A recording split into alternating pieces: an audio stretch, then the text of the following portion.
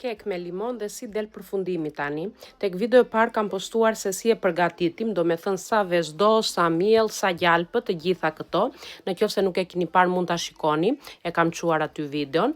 Edhe tani do ta vendosmi në furrë në 180 gradë që të piqet, po siç mund të shikoni kuzhina bëhet nami pasi mbaron keku.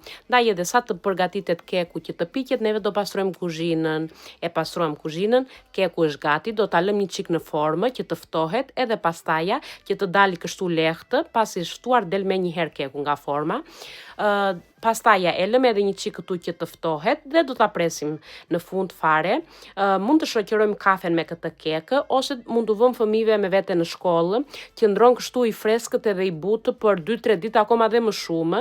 Ndaj mos e keni merak fare, mund ta marrin fëmijët çdo ditë në shkollë.